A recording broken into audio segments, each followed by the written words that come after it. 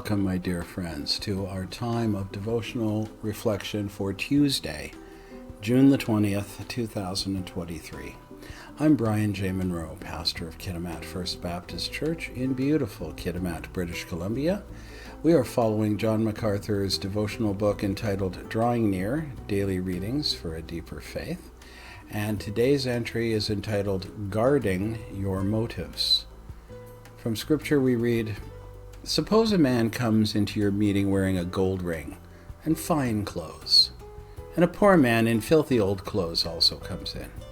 If you show special attention to the man wearing the fine clothes and say, 'Here's a good seat for you,' but to say to the poor man, 'You stand there or sit on the floor by my feet,' have you not discriminated among yourselves and become judges with evil thoughts?" The book of James, chapter 2, verses 2 to 4. Our main thought is favoritism is motivated by an evil desire to gain some advantage for yourself. Pastor MacArthur writes, "The story is told of a pastor who never ministered to an individual or family in his church without first checking a current record of their financial contributions. The more generous they were with their money, the more generous he was with his time."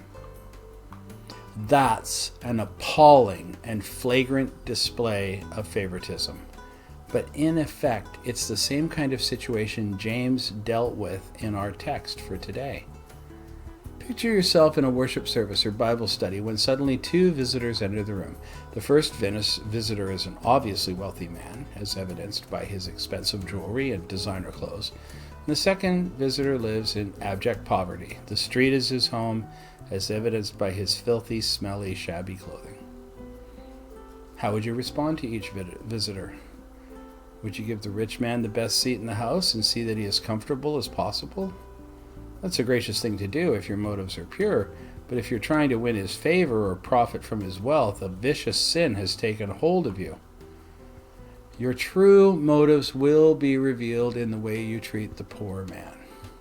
Do you show him equal honor, or do you simply invite him to sit on the floor? Anything less than equal honor reveals an evil intent. Said this before, favoritism can be subtle. That's why you must be in prayer and in the Word, constantly allowing the Spirit to penetrate and purify your deepest, most secret motives. My dear friends, I thank you so much for taking just a couple of moments out of your day to hear me read this devotional reflection from John MacArthur. I truly appreciate you allowing me to do this for you. I've taken Pastor MacArthur's suggestions for prayer and for further study from this devotional, and I've placed them in the description portion of this video. And they're there for you so that you can follow up on them and take his suggestions to heart and continue thinking about these important topics, which will help you greatly in your discipleship walk with Christ. Until we can be together again tomorrow, I pray, to hear another devotional as written by Pastor MacArthur. I bid you go in the peace of the Lord.